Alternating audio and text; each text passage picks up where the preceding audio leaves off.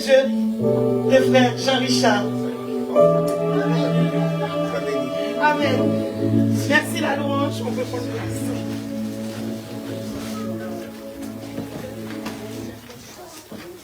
Église, centre du nouveau départ, que Dieu vous bénisse. Amen. Église, centre du nouveau départ, que Dieu vous bénisse. Amen. Je suis ravi d'être à nouveau avec vous. Et, waouh, quelle louange. Malheureusement, tant que nous sommes dans ce corps de chair, il y aura des limitations telles que le temps. Mais dans le ciel, il n'y aura ni jour ni nuit. Et nous pourrons glorifier notre Dieu en Jésus-Christ pour l'éternité sans fin. Amen. Que la miséricorde, la grâce et la paix vous soient multipliées par notre Dieu et notre Seigneur Jésus-Christ. Que la miséricorde, la grâce et la paix vous soient multipliées par notre Dieu et notre Seigneur Jésus-Christ. Une citation que l'on attribue pour les uns à Aristote, pour les autres à Platon, dit « La musique adoucit les mœurs ». Et Dieu sait que en ce moment, nous avons besoin de modération. Lorsque nous voyons les foyers de tension et de guerre dans le monde dans lequel nous vivons, un monde qui est sous la puissance du malin, nous pouvons faire une liste à la Prévert, nous pouvons faire un catalogue avec ce qui se passe en Ukraine, à Gaza, du côté de la péninsule coréenne, en Chine, en mer de Chine, ou même encore en Haïti. Et la guerre, ce n'est pas simplement un État contre un autre. C'est aussi, parfois, dans nos quartiers, dans nos villes, dans nos villages, la guerre civile, la haine, selon laquelle l'homme est un loup pour l'homme. À ceci s'ajoutent des points d'interrogation. Le pays dans lequel nous vivons, la France, est en train de traverser une crise. Et notamment avec les élections qui viennent, tout le monde se demande quel visage aura la France au 8 juillet 2024. 4 mois plus tard, il y aura une élection aux États-Unis. Et là encore, c'est la grande inconnue. Grande inconnue qui peut avoir des conséquences dans nos vies quotidiennes, sur le plan économique. La remontée des taux d'intérêt, le renchérissement du coût de la vie, et même parfois ceux qui ont eu la grâce pour faire des investissements, ils se demandent ce qui va en advenir. Sans compter que pour couronner le tout, une pandémie, un virus que nous pensions disparu, subitement refait surface.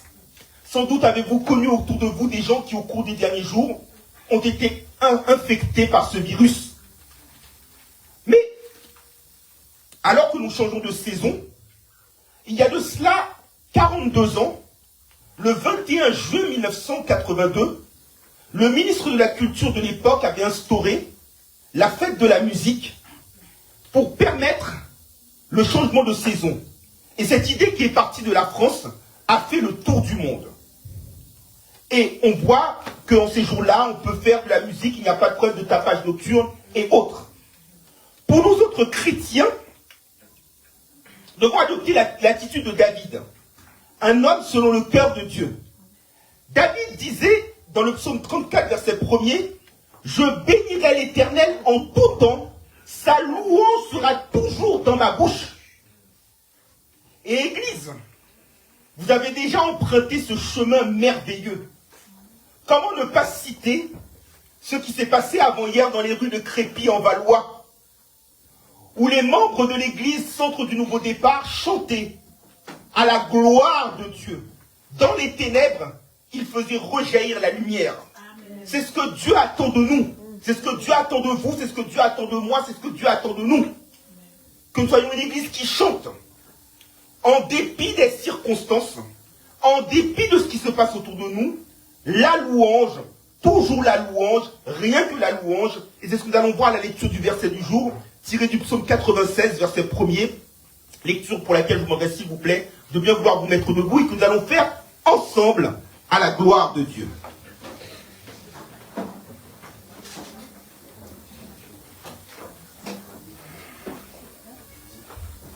Psaume 96, verset 1er l'Église. Amen l'Église. Amen. Amen l'Église. Amen. Voilà. Psaume 96, verset 1er, ensemble à la gloire de Dieu. Chantez à l'Éternel un cantique nouveau. Chantez à l'Éternel, vous tous habitants de la terre. Encore une fois l'Église. Chantez à l'Éternel un cantique nouveau. Chantez à l'Éternel, vous tous habitants de la terre. Jusqu'ici la parole de Dieu, que le Seigneur donne bien cette portion d'écriture, l'éducation commune de nos âmes. Je vous remercie. Vous pouvez vous asseoir. Le titre du message de ce matin, c'est « Chantons à l'Éternel un cantique nouveau ».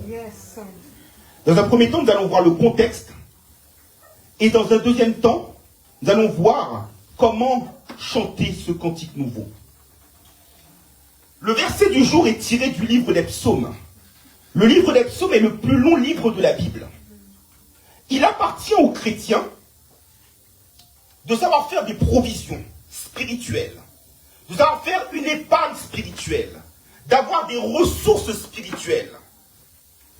En ceci, nous suivons l'ordre que l'apôtre Paul nous a donné en Éphésiens 6, verset 10, en disant « Du reste, fortifiez-vous dans le Seigneur et par sa force toute puissante. » Parce qu'il y a des moments dans le Seigneur où nous sommes au haut, sur le sommet.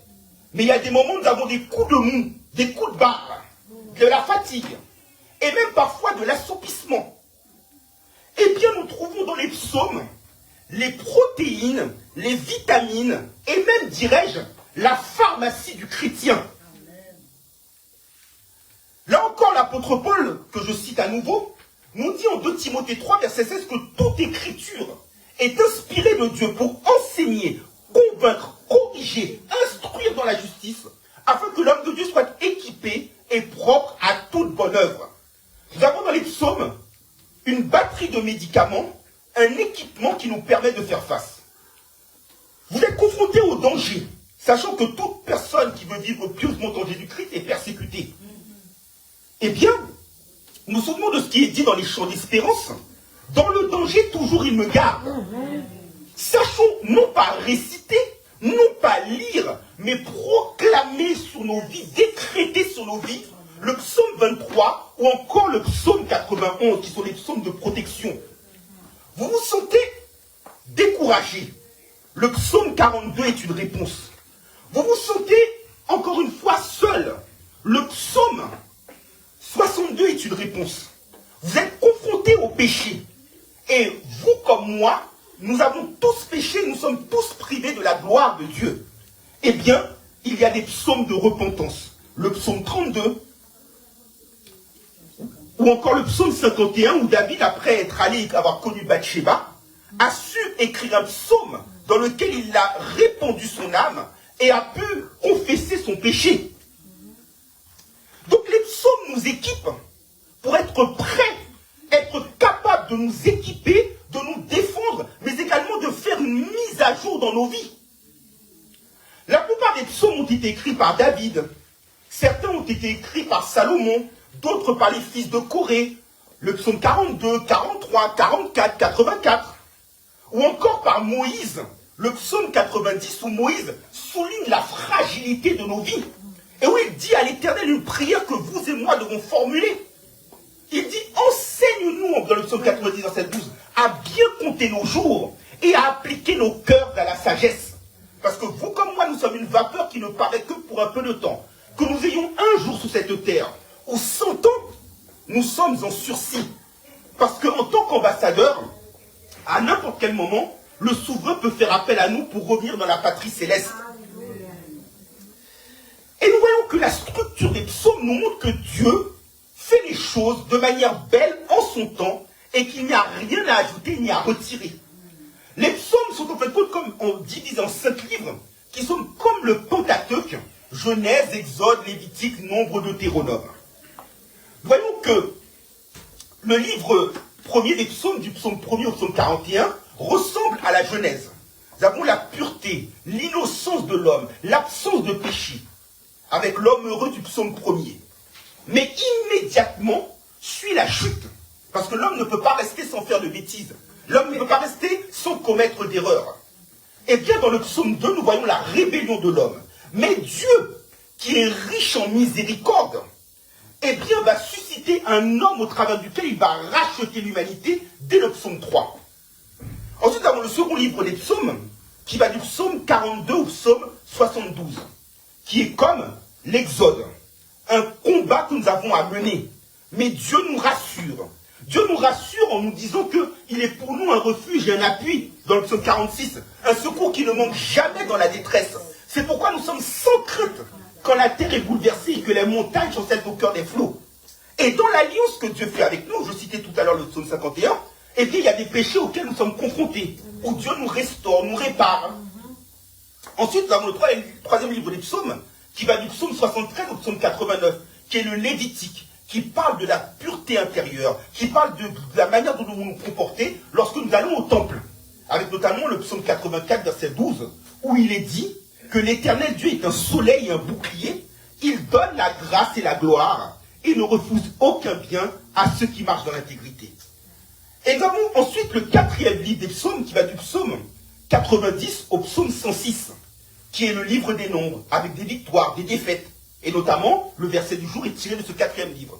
Et enfin, nous avons le cinquième livre des psaumes, qui va du psaume 107 au psaume 150, où Dieu renouvelle son alliance avec son peuple, et où son peuple exprime sa louange. Notamment, des psaumes 145 à 150, ils se terminent tous avec cet ordre, louer l'Éternel. Le psaume 96, qui est le texte du jour, quant à lui, c'est le moment où David va faire la consécration du tabernacle à l'Éternel en ramenant le tabernacle sur le mont Sion. Et David, en quelque sorte, on va célébrer l'Éternel, non seulement comme chef suprême, comme créateur. Avant d'adorer Dieu pour ce qu'il fait, adorons Dieu pour ce qu'il est. Maggie Blanchard avait ce chant qui disait que pour tout ce que tu es, reçois la gloire. Amen. Beaucoup de chrétiens sont des chrétiens d'intérêt. Je veux adorer Dieu pour ce qu'il fait pour moi. Non, Dieu te demande de l'adorer pour ce qu'il est avant tout. Et ensuite, tu l'adores pour ce qu'il fait, pour le fait qu'il est le chef d'une alliance suprême. Et Dieu va encourager son peuple à l'adorer avec un cantique nouveau. Mais surtout, Dieu va nous démontrer comment il souhaite que nous l'adorions. Tout d'abord, des versets 1 à 3, il nous faut l'adorer en chantant un cantique nouveau. Mais j'aurai l'occasion de revenir plus avant dans quelques minutes. Ensuite, Dieu nous demande de venir avec lui à chanter dans un premier temps. Dans le deuxième temps, il y a le verbe donner qui est sous-entendu. Des versets 7 au verset 9. Vous devez venir avec des offrandes. Le chrétien ne peut pas venir dans le temple de Dieu les mains vides. Tu dois venir avec l'offrande. L'offrande est un acte d'adoration. L'offrande est un acte de louange. L'offrande est un acte de reconnaissance. Parce que c'est le fruit de ton travail, parce que Dieu t'a donné la force de réaliser ce travail. Et puis il dit, prosternez-vous avec des ornements sacrés. Nous venons à l'église, vous comme moi, comme il est dit en Timothée 2, verset 8, même s'il parle pour les femmes, mais c'est valable pour les hommes aussi, devons venir en étant habillés décemment. Les rachetés de l'Apocalypse 19 qui adoraient Dieu venaient en étant vêtus d'un fin lin, Dans l'Ancien Testament de Chroniques 5, verset 11, ils avaient tous des vêtements blancs qui symbolisent la pureté. Tu viens adorer Dieu, tu ne viens pas adorer Dieu uniquement avec ta bouche. Tu viens l'adorer aussi avec ton corps. Et tu dois, par ton comportement, par ta tenue vestimentaire, l'honorer. Venir en étant habillé de mauvaise manière, c'est insulter Dieu. C'est faire peu de cas de la louange qu'il attend de toi. Et Dieu nous appelle à lui chanter un cantique nouveau. Et le dernier point, c'est que même la nature doit le glorifier. Amen. Les flots, les mers, les arbres doivent éclater de joie et lui rendre gloire. Amen. C'est ce que Dieu attend de nous. C'est que comme il est dit dans le psaume 150, verset 5, que tout ce qui respire loue l'Éternel. Amen. Dieu attend une attitude de louange. Et c'est ce qui va faire l'objet de la deuxième et dernière partie de notre prédication. Amen. Chantez à l'Éternel un cantique nouveau. chantez, vous tous habitants de la terre. Tout d'abord, nous voyons que Dieu s'exprime, nous adresse un ordre au pluriel. Lorsque on adore Dieu, il est vrai qu'il faut un culte personnel. Mais Dieu prend plus de plaisir lorsque le peuple est rassemblé. On n'adore pas Dieu dans son coin. On ne dit pas le salut est personnel et on s'isole. On ne profite pas du fait que les nouvelles technologies sont là pour dire je vais regarder le culte à distance. Alors que Dieu me donne la santé, Dieu me donne mes jambes, mes bras, mes yeux et que je peux me déplacer pour venir dans son Saint-Temple. Beaucoup ont profité du Covid, entre guillemets, pour être dans le distanciel. Non, Dieu veut le présentiel.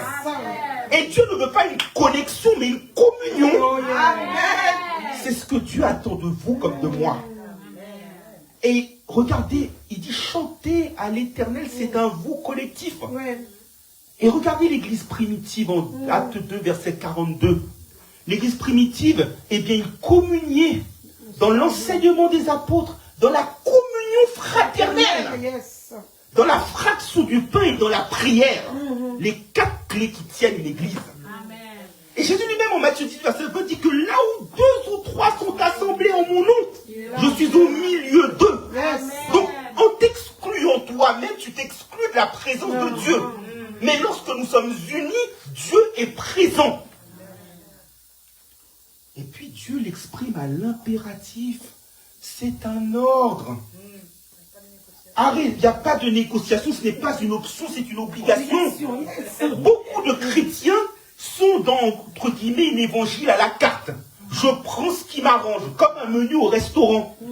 Tel plat me plaît, je vais le prendre, mais tel plat ne me plaît pas, je ne le prends pas. C'est une obligation. Et ce que Dieu attend, la plus belle louange, commence par la soumission. Et souvent Jésus s'est plaint auprès de ses disciples, en leur disant, mais pourquoi m'appelez-vous en Luc 6, verset 46, Seigneur, Seigneur, et ne faites-vous pas ce que je vous dis? Un patron va te donner un ordre, tu vas dire oui patron, parce que tu reconnais ça, par contre tu vas faire ce qu'il te dit. Et pourtant c'est un homme qui ne voit pas plus loin que le bout de son nez. Un athlète va suivre les instructions de son coach. Nous devons éviter d'être rebelles. C'est une obligation que Dieu attend de nous. Le soldat se met au garde à vous à l'ordre que lui donne son général. Amen. Et là, il nous dit encore une fois, chanter, c'est-à-dire qu'il faut le faire avec une ferveur. Romains 12, verset 11. Ayez du zèle et de l'empressement et non de la paresse. Soyez fervents d'esprit, servez le Seigneur. Tu ne dois pas traîner des pieds quand il s'agit d'adorer. Et attention mes frères et sœurs, Dieu demande un cantique nouveau. Pas de contresens. Je vais vous l'expliquer par la grâce de Dieu. Quand Dieu dit un cantique nouveau, il n'attend pas de vous comme de moi que nous soyons des compositeurs et que chaque jour nous écrivions un chant différent. C'est pas ça. Tu peux chanter des chants que tu connais par cœur. Mais ce que Dieu attend de toi, c'est qu'à chaque fois, il y ait une nouvelle ferveur, une nouvelle dimension, une nouvelle profondeur au-dedans de ton âme. Vous voulez un exemple concret? Regardez, il y a l'Euro de football actuellement. Les équipes, la Belgique, la France, l'Angleterre, l'Allemagne et autres. Les supporters, les sportifs, le staff, ils connaissent par cœur la Marseillaise, le God Save the Queen, la Brambassonne ou l'hymne allemand. Mais vous n'avez pas remarqué, à chaque fois que l'hymne revient, ils ont beau connaître l'hymne par cœur. Chaque fois qu'il y a un match, un nouveau match, ils chantent l'hymne à plein poumon, à plein gosier. Ce que Dieu attend de toi et de moi, c'est que c'est pas qu'on chante la louange parce qu'on connaît les chants par cœur. C'est qu'à chaque fois, il y a une ferveur. À chaque fois, il y a une détermination. À chaque fois, il y a une profondeur, le tréfonds de nous-mêmes qui pousse un cri vers l'Éternel à plein gosier. C'est ce que Dieu attend. Un cantique nouveau. Et puis, je veux dire, Dieu, dans son état, dans son être, dans son essence, dans sa substance, dans sa nature, ne change pas. Malachie 3, verset 6 nous dit que je suis l'Éternel et je ne change pas. Hébreux 13, verset 8 nous dit Jésus-Christ est le même hier, aujourd'hui et éternellement. Mais dans sa façon d'opérer, Dieu fait toujours les choses nouvelles. Amen. Prenez le Genèse, le premier verset de la Bible. Il dit, au commencement, Dieu créa les choses et la terre. Souvent, nous les hommes, on est émerveillés dès qu'il y a une nouvelle technologie, une nouvelle voiture, un nouveau produit de consommation. Hein, on est ébahis. Mais on devrait plutôt être ébahis parce que Dieu crée lui-même. Il est le créateur. Et il fait les choses devenir nouvelles. Prenez Ésaïe 43, verset 19, où il nous dit que il crée un chemin dans le désert et des fleuves dans la solitude. Dieu crée toujours d'une manière articulée. Et vous pouvez avoir une carte bleue qui a un plafond que vous ne pouvez pas dépasser. Mais avec Dieu, il n'y a pas de plafond dans ses dimensions. Lamentation 3, verset 23 nous dit que les bontés de l'Éternel ne sont point épuisées, mais elles se renouvellent chaque matin. Yes. Eh bien, l'adoration doit être nouvelle.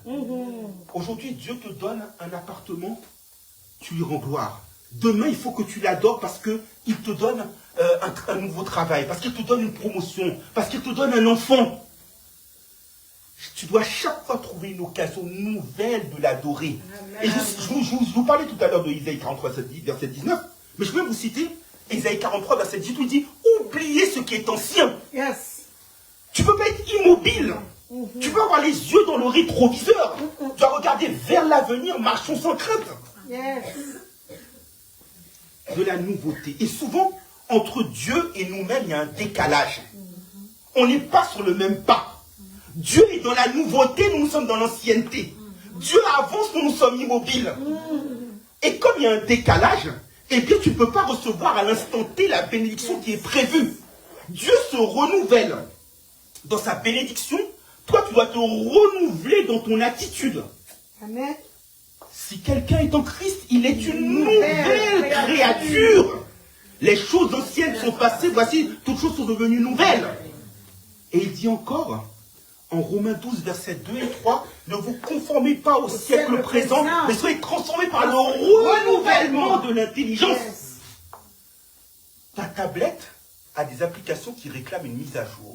Ton téléphone portable a une application qui réclame une mise à jour. Ta voiture réclame une révision. Yes. Mais quand faisons-nous une révision Seigneur, dans notre être intérieur? Quand notre être intérieur peut-il se renouveler?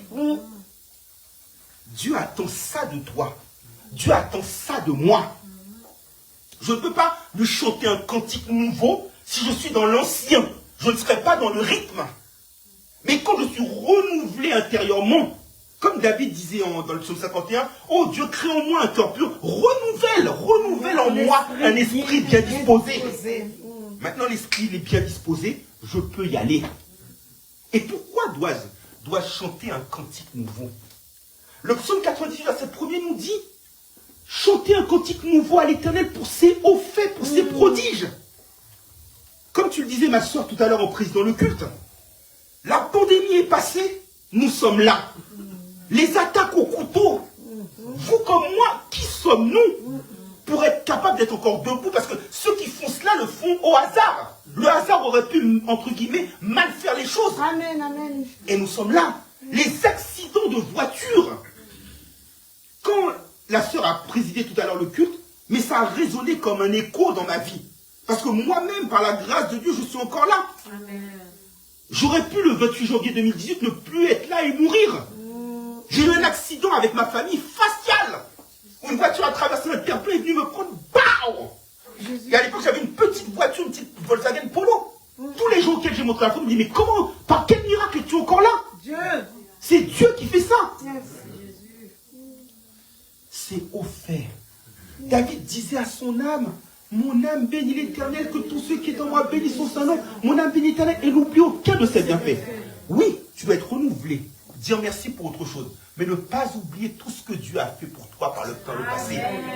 Être reconnaissant, c'est la volonté de Dieu. Jésus-Christ nous dit en Thessaloniciens 5:18, Dieu te permet d'être encore en vie. Dieu te permet d'être encore là. Ni la peste, ni la contagion ne t'atteignent. Tes investissements, ni la paix, ni la roue, ni les voleurs ne peuvent y avoir accès. Rendre gloire chanter un cantique nouveau, un cantique de reconnaissance. Alléluia, merci. Et puis aussi pour la rédemption future. Comme les 4 vieillards, les 24 vieillards et les 4 êtres vivants en Apocalypse 4, 11, ou encore en Apocalypse 7, verset 9. C'est ce que Dieu attend de vous comme de moi. Et Dieu permet que l'adoration soit internationale. Alléluia. Regardez bien, chantez à l'Éternel, vous tous habitants de la terre. Oh yes. Dans la tour de Babel, les hommes ont voulu se réunir pour ne faire qu'un seul peuple, pour être égal à Dieu. Dieu a confondu leur langage, parce qu'ils ont voulu agir selon leur propre chef. Mais le jour de la Pentecôte, lorsque l'Esprit est venu, qui s'est répandu sur toute chair, l'apôtre Pierre prêchant selon Joël 2, verset 28 et suivant, eh bien, chacun a compris dans sa langue, chacun a adoré Dieu dans sa langue. Dieu n'est pas le Dieu, si on parle aujourd'hui de rassemblement, mais qui rassemble mieux que Dieu? En Dieu, il n'y a pas de discrimination. En Dieu, il n'y a pas de confusion de langage. En Dieu, nous parlons tous la même langue qui est la langue de l'Esprit Saint. Et là, que voyons-nous? Nous voyons notamment l'apôtre Paul qui disait en Colossiens 3, verset 11, il n'y a ni grec, ni juif, ni circoncis, ni incirconcis, ni barbare, ni scythe, ni esclave, ni libre, mais Christ est tout et en tous. Yes. Et là, tous les habitants de la terre, ça veut dire que toutes les discriminations qu'il y a dans le monde visible n'ont pas de part dans le monde invisible. Yes. L'apôtre Pierre va même encore plus loin. Il dit que nous sommes une nation sainte, une race élue, un peuple acquis, un sacerdoce royal pour proclamer les vertus de celui qui nous a fait passer des ténèbres à sa merveilleuse lumière. Yes. Et dit que vous qui n'étiez pas un peuple, vous êtes maintenant un peuple. Au nom de Jésus. Donc ça veut dire qu'il n'y a plus de discrimination. Et quand je dis toutes les nations de la terre, que tu sois américain, haïtien, cambodgien, chilien, australien, on adore tous le même Dieu. Amen.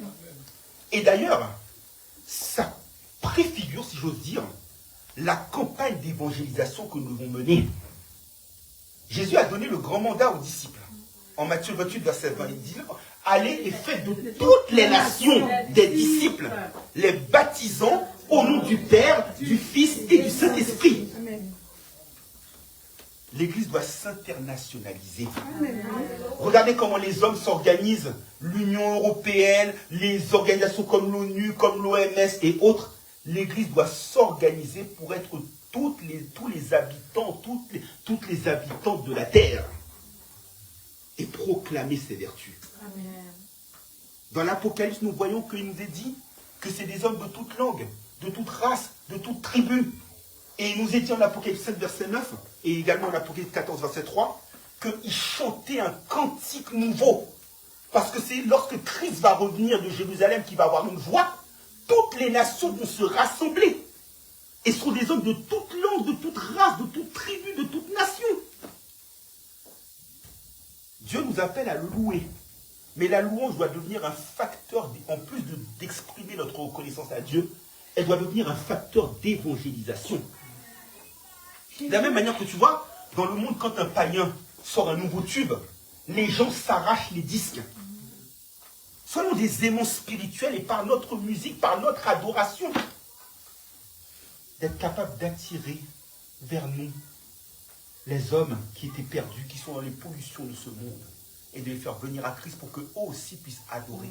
De même que nous étions loin de Dieu, eh bien eux aussi, il faut les aider à venir et à se rapprocher de Dieu. Et cette adoration doit être faite en esprit et en vérité. Je m'explique. Dieu avait donné au peuple d'Israël, en Ésaïe 42, verset 10, l'ordre de chanter un cantique nouveau. Le peuple n'a pas obéi à cet ordre. Le peuple était aveuglé. Ils avaient des oreilles et ils n'entendaient pas. Ils avaient des yeux et ils n'entendaient pas.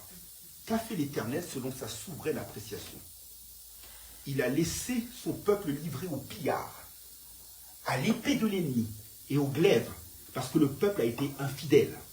Lorsque Dieu te donne un ordre, qui est de lui chanter un cantique nouveau, lorsque Dieu te donne un ordre de vous tous habitants de la terre, et que tu n'accomplis pas cet ordre, Dieu ne plaisante pas avec son adoration. Sa gloire, il ne la donnera à aucun autre. C'est à nous, à vous comme à moi, d'appliquer cet ordre. Et ce qu'il demande, en Jean 4, verset 24, c'est qu'il nous a dit que Dieu est esprit. Il faut que ceux qui l'adorent en esprit et en vérité. Là encore, toujours Ésaïe, Dieu avait reproché à son peuple. En Ésaïe 29, verset 13, il avait dit que ce peuple-là, sa bouche est près de moi, mais son cœur est éloigné. Tout ce qu'il fait est un précepte de tradition humaine. Tu peux connaître les chants par cœur, mais Dieu ne va pas entendre ta voix de rossignol. Dieu ne va pas entendre ta belle voix alto, ténor, soprano ou basse.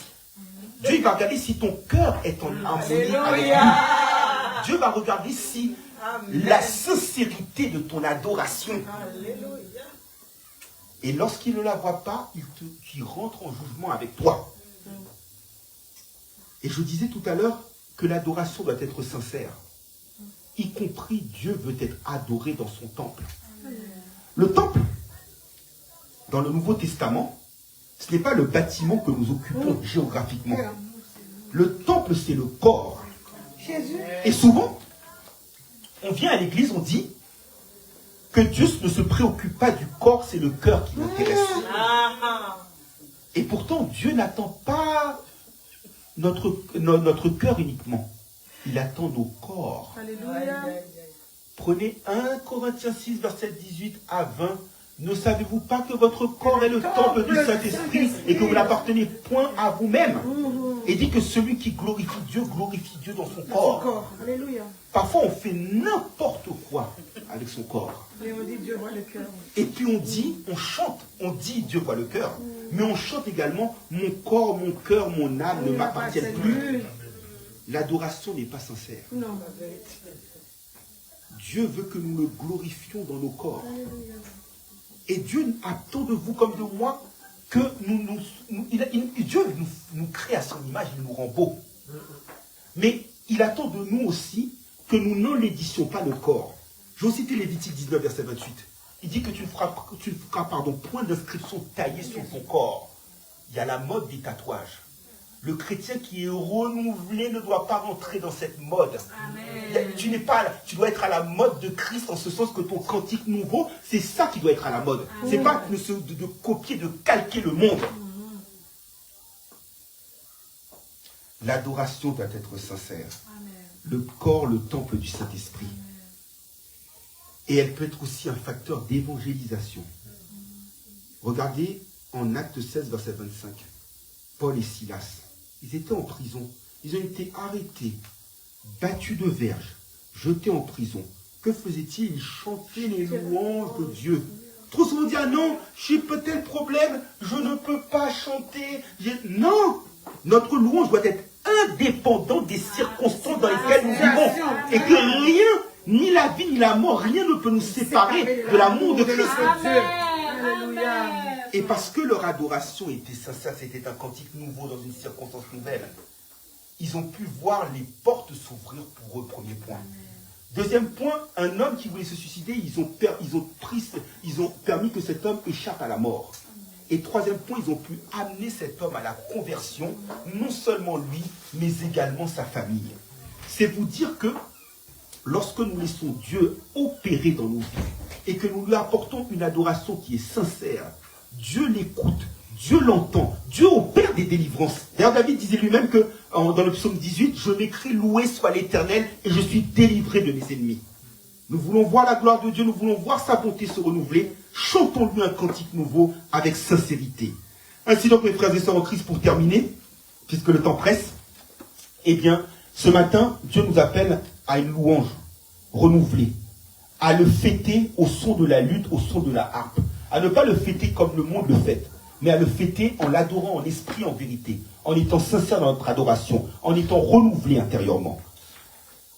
Je vous souhaite d'accomplir l'ordre que l'ange a donné en Apocalypse 14, verset 7, où il disait « Craignez Dieu et donnez-lui gloire, car l'heure de son jugement est venue. Adorez celui qui a fait le ciel, la terre, les mers et les eaux qui les couvrent. Amen. » Amen. Alléluia. Merci Seigneur. La louange peut rester encore à sa place. Merci pour ces belles paroles. Que le Seigneur vous bénisse. Waouh.